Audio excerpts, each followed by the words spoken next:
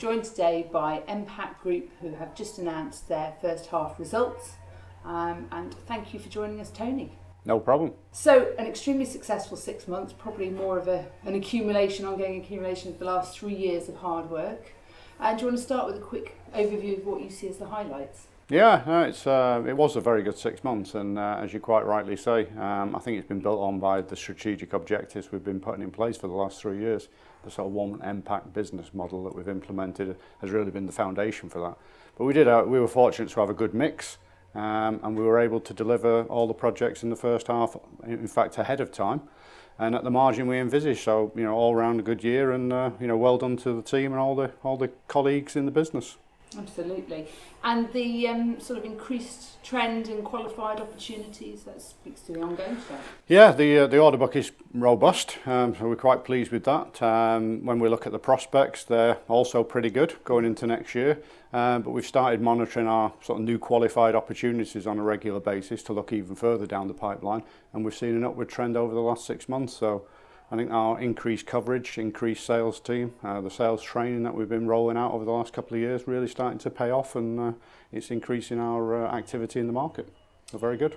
Nice split between the healthcare side of the business and sort of the food and beverage side. It seems that healthcare is up to 65% now. Is that sort of a trend that we can continue to see? That's a very good trend, a very good trajectory, because it used to be, or previous years, it was 2/3 food and beverage. Yeah. So it's been a strategic move, if you like, into healthcare. We were fortunate last year with a significant number of projects in healthcare. We see that coming back to 50-50 going forward, which is still an improvement on previously. And why? Because we are more focused on that sector. But the recent acquisition of Lambert, they are 100% in the healthcare sector, so that improves our, the share of the pie in that sector. And in a particularly high margin sector. Exactly, well. yeah. Well, nice link in there to Lambert, which is a fantastic result for the business. It's giving you a bit of a fuller solution as a business as well. I think it sort of takes a little bit more upstream in terms of make in your strategic priorities. Give us a bit of an overview on what you see as the strengths of the Lambert business. Yeah, well, when we look back at our acquisition strategy, if you like, if we'd have sort of predicted what was a bullseye, it would have been a business in the healthcare or pharmaceutical sectors and in the upstream primary packaging or make sector, as we're calling it in our strategic review. And Lambert fits that bill. We were talking to them for over 12 months before the final acquisition, and that was really for what? To get to know the management in a lot of detail and see whether there was a good cultural fit. So I think, from that point of view, excellent. And they really do complement what we're trying to do as Mpac in terms of full solutions, because they've got a very, very attractive portfolio of primary assembly automation, primary packaging solutions, which will fit really well to the Mpac Group secondary packaging, which is the Lambert business. So together, I think that offers some of our customers and prospective customers full solution, turnkey solutions at a much bigger scale. So we're really all excited about getting that moving and seeing what we can do in the marketplace. And will the existing management be staying on? Well, they're in a 3-year period of deferred incentive, so they are committed to the business for the 3 years, and who knows after that. The early signs are they're 100% committed to their achieving the strategy for the Lambert business before we acquired them, which we fully bought into, and the Mpac benefits that will bring in terms of the global footprint and the full range of products that we can offer as a group now. So early indications are super positive. Excellent. And they're a great bunch of people up in Tadcaster, I have to say. They're very friendly, very welcoming, very engaged with what we're trying to do. And reaction from customers, how's that been? Super. And I took the opportunity to speak to a number of customers just at the point of the acquisitions shortly after. And they're very, very excited about the scale that it gives Tadcaster as a business with its global footprint. Their nearest competitor is of a larger scale. So to have now the scale, the horsepower and the global footprint, I think is going to be really important going forward, and enables them to compete head to head with some of the larger competitors for large scale projects. Any management team will be looking for some synergies out of an acquisition. I'm sure there's some low-hanging fruit, but what are you guys hoping to see from it? Well, we've already taken the decision to integrate our Coventry business, which is an existing business, into the Tadcaster business. Why? Because we're in a similar space, and we just think the scale and having one management team focused on all those market opportunities was a much better solution. So that brings us to some cost synergies straight away. There's obviously some back office that we can integrate because Coventry was a relatively small company, 50 people. The business in Tadcaster much larger, so they've got all the functions. So all the back office is being integrated. But there are supply chain synergies, and obviously the big one for us is the sales synergies in the marketplace. Well, thank you very much. We're going to speak with Will. Okay. Thanks for joining us, Will. As I said to Tony earlier, a fantastic 6 months. So do you want to start by giving us a quick overview of those results? Yeah, it really was a fantastic first half for the year for Mpac. We saw top line revenue growth of 62% overall, above 40% on a like-for-like basis. So we've seen both organic growth and we've seen growth from the acquisition of Lambert. And that's fallen through to a significant increase in operating profit. So going from a break-even last year to 4.6 million for the first half of 2019. So all in all, a fantastic year. Some very happy shareholders, I'm sure. I'm sure. You've obviously demonstrated your ability to for the operational gearing within the business, and we can see that that's up sort of 8 percentage points. Yes. How much of that has been organic, and how much that's been down to the move, the Lambert acquisition, and obviously the healthcare business that they're in slightly higher margins? Yeah, sure. Well, the majority is organic because the timing of the acquisition of Lambert was early May. So the vast majority of this increase is driven by the existing business, and the increase in proportion of our revenue coming from the healthcare sector has really been a factor to that. But also that increase in revenue is absolutely underpinned by our single entity business model and leveraging our resource across the group. So that's really been the driving factor to convert that increase in revenue to increase margins as well. The last 3 years of hard work. Yes, indeed. So if we look at the breakout, the run rate of Lambert from May to June, it looks to have had a particularly strong start under its Mpac ownership. Is that something we can expect to continue? It has been a good start. We were aware when we acquired the business that they had good prospects and good opportunities to generate profits in the first few months. There's no reason to think at this stage why that run rate won't continue for the rest of the year. Excellent. Now, acquisitions, we've done Lambert now. Expect to see good things and continue from it, but I'm sure you're out there looking for the next opportunity. Yeah. Have you got some ideas in mind, and have you got the facilities in place to go out and buy these things? Sure. Well, there is an active pipeline.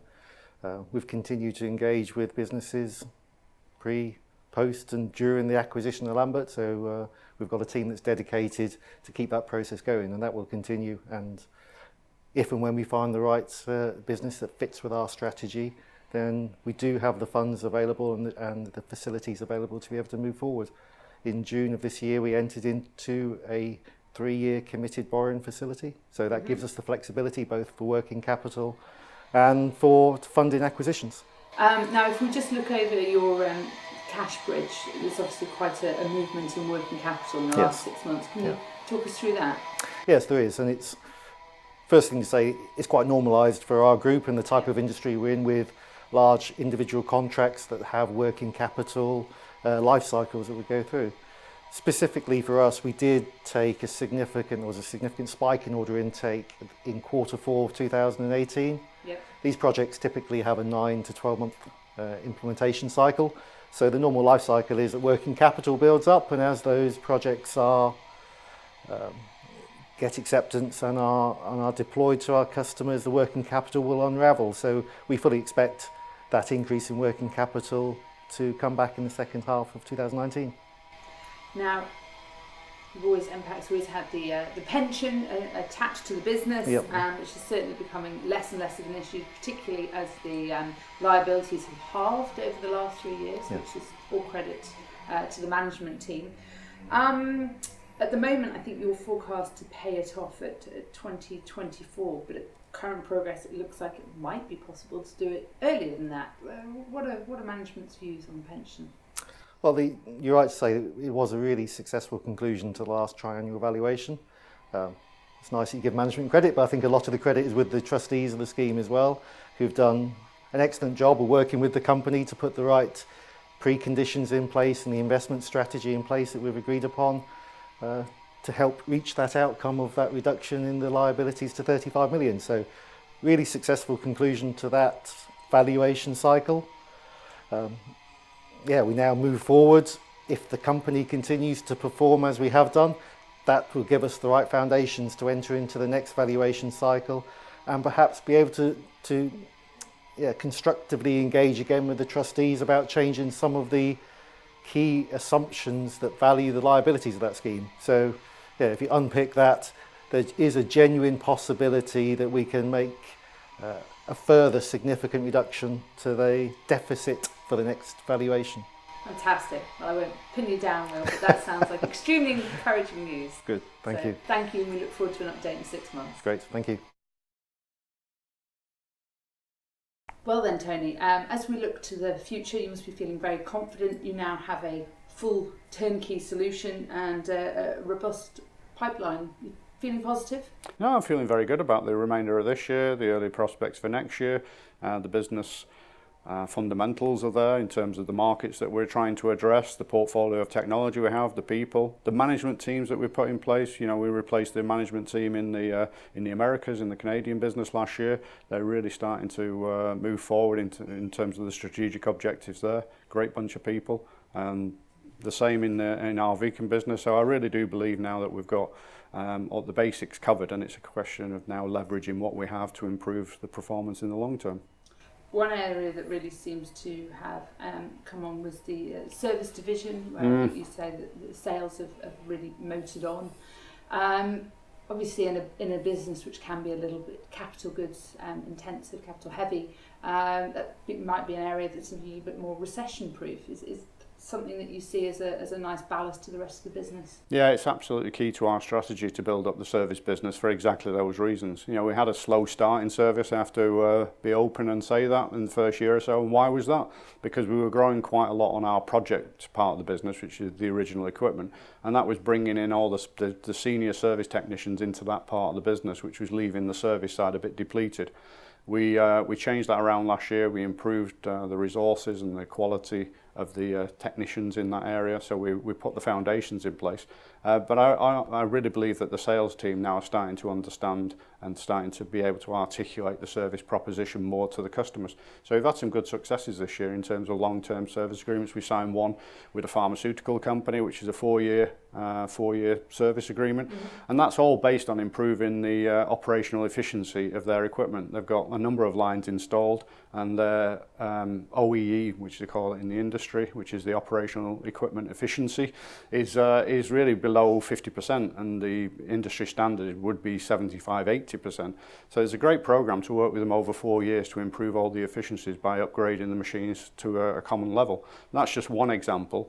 In the general sort of project market now, every time we offer a proposal to a customer, it's got a service proposition, and the uptake from the customers is really starting to come now. So we're quite excited about that, and that will give us the robustness in the business if the economic headwinds get more stronger, if you like, over the medium term. It gives us that baseline of work that covers our overheads.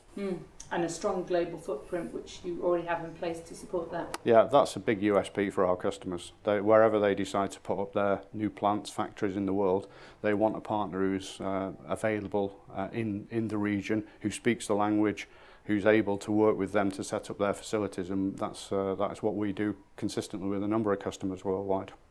Just on a sort of final note, obviously there's a bit of a more macro trend from consumers to move away from plastics and see more eco-friendly packaging. Does that have any repercussions on Mpac's business? Well, it's a big talking point. You're absolutely right. Plastic is in the press every day, and the public are not supportive at all. But when you distill it down into a business like ours, the plastic issue, I think it is causing some project delays with some of the large FMCG companies. Why? Because there's such a public if you like, movement around plastic, that is delaying some investment whilst they start looking for alternatives.